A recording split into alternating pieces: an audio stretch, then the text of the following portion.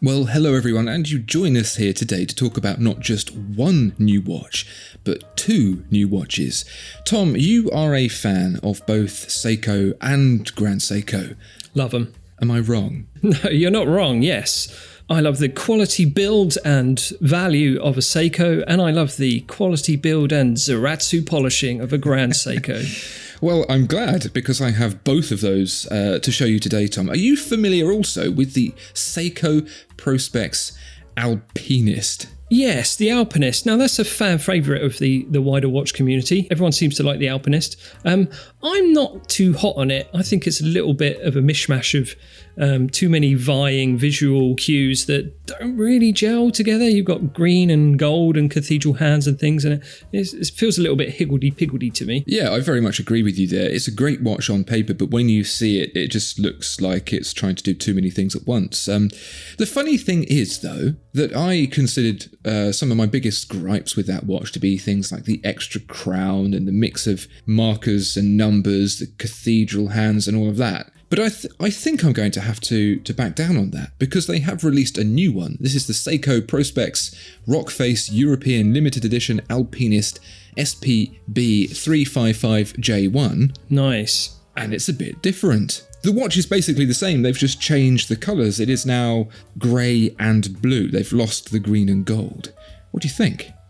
Yeah, I think it's really smart. Just making it monochromatic with that grey fabric strap and the pop of blue on the hands and the markers, it just transforms it greatly. And the added addition, we're getting into Grand Seiko territory already, textured dial. Ooh.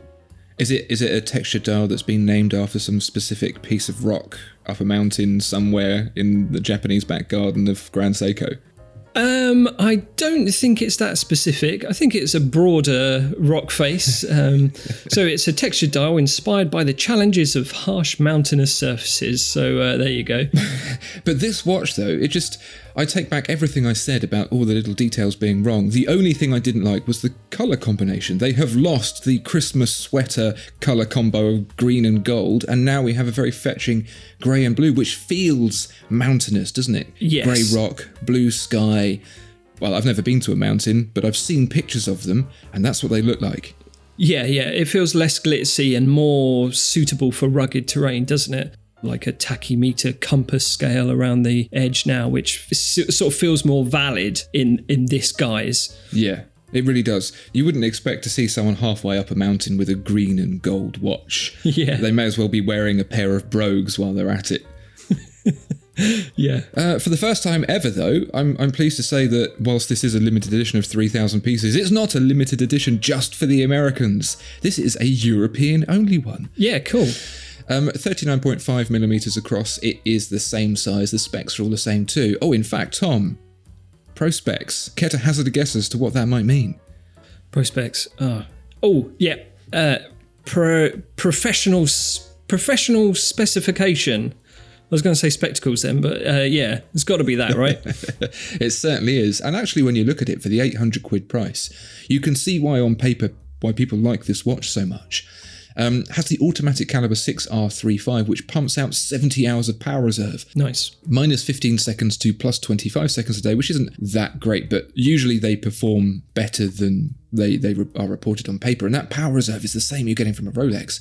200 meters of water resistance, that big old rugged case, luminous hands and markers, nice quality canvas strap. But they mean it when they say this is a watch that you can wear up and down mountains. They really mean it. Yeah, there's quite a lot of features for £800, but £800 I think is pretty good for this watch, especially a limited edition, if you can get your hands on one when they come out in November. Indeed.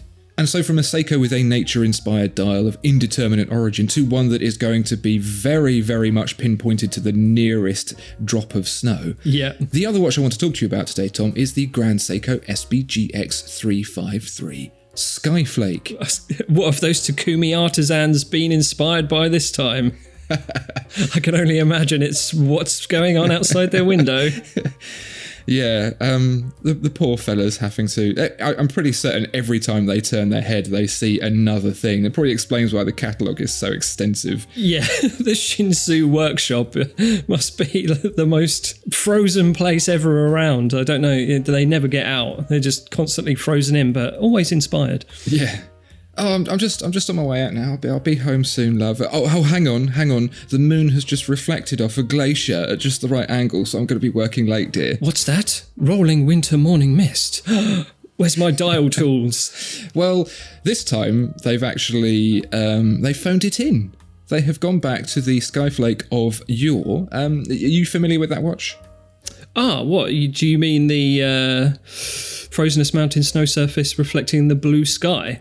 Yeah, the Skyflake. That's one of the flakes I'm familiar with. That was a spring drive watch, wasn't it? From, I don't know, however many years ago. Yeah, a few years back, 40mm across, power reserve on the dial, and the snowflake dial with that powder blue hue, which, as you say, is the reflection of the sky off of a lovely, lovely mountain that they have in their back garden. Brilliant. That watch is £5,250, which is many, many pounds, Tom. And I'm sure you would like to spend somewhere in the region of 2,000 of those pounds less. Oh, yeah, that's better. Well, you can with the SBGX 353. This is the new Skyflake, and it costs £3,280. Intrigued? Nice. Yeah, that's cool. Yeah, so what? I'm losing a little bit of diameter, so this is 34mm as opposed to 39.5. Yeah, I think the other one's around 40mm. So there is a little bit of a gotcha moment with this watch. It is only 34mm across. That's quite small, but pretty good for me, I think. Yeah, I think 34 and 36mm are starting to become better sizes for people. It's also 1.1mm thinner, which is nice.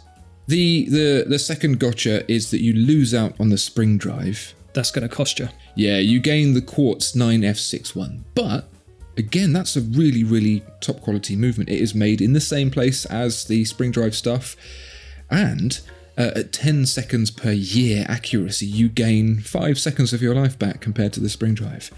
So you win some, you lose some, but for £3,280, you get some of that real Grand Seiko sweet, sweet goodness, and I'm pretty pleased with that. Yeah, that's really cool. I think, some people will probably turn their noses up at Quartz, but I mean, it all depends on who you're trying to impress, really, doesn't it? If it's just you don't get out much like myself, then I'm pretty happy with Quartz. I don't need to fool myself into thinking I'm a big shot or anything. And the way Grand Seiko actually tell you about it, it actually feels quite appealing. So the 9F61 in-house, and it's all sort of got a sealed structure, so no dust can get in it when you have to change the battery or anything. And this I really liked is every quartz crystal has different performance characteristics, aged and rigorously tested for 3 months, and only the most accurate quartz oscillators are crafted into each Grand Seiko. It just, I don't know if there's a little quartz crystal cave in the Nagano region that they go and sort of pluck them off the cave wall and put them in little baskets, and only the best ones make it into Grand Seiko. But that's the image that I've created in my mind, and I'm sticking with it, and that's why quartz is fine. There you go, everyone. That is Tom discovering the power of marketing for you. I think at some point they need to embrace the quartz and do a dial inspired by their quartz manufacturer. Wow, yeah, that'd be cool. Pretty cool. As I understand it, it's all grown in a lab, but still, grown in a lab or not, it's going to be pretty smart. I like the picture I painted better. Yeah, I do. It's probably the one they want you to think. You can have that Grand Seiko. Get yourself a nice quartz crystal cave. Even if you just doll up your existing lab, just like a kind of like a Disney theme park ride. Yeah, paper mache. Yeah, Blue Peter it. But this is the thing, if you just have £3,280 and you can't stretch further for the full Skyflake, and you're sick of looking out of your window and seeing industrial estate, you can have the full Japanese, nature-inspired, mountainous, icy, snowflake, lovely sky experience. And I think that's a good thing. With ever-increasing prices, it's great to see that Grand Seiko is still thinking of the not-so-wealthy guy. Yeah. Yeah, when brands start to offer their own bargain alternatives to their pricier watches, that's a good thing, isn't it? Well, there you go. That's a good title, isn't it? Grand Seiko's bargain alternatives to Grand Seiko's, also made by Grand Seiko and also Seiko. I think that might be too many characters and incomprehensible. And I need to get Rolex in there somewhere. Oh, yeah. Don't forget that. So there you have it, everybody. Two lovely watches from Seiko and Grand Seiko that continue to remind us why they are such favourites. Let us know what you think of them down below. Is the grey and blue better than the green and gold, or are we idiots? Is the smaller 34mm size just right, or is it getting too much on the puny side? Love to hear what you think. Please do like, comment, subscribe, all of that kind of stuff. Money in bags outside our doorsteps, all good, and we'll speak to you next time. Bye-bye. Bye.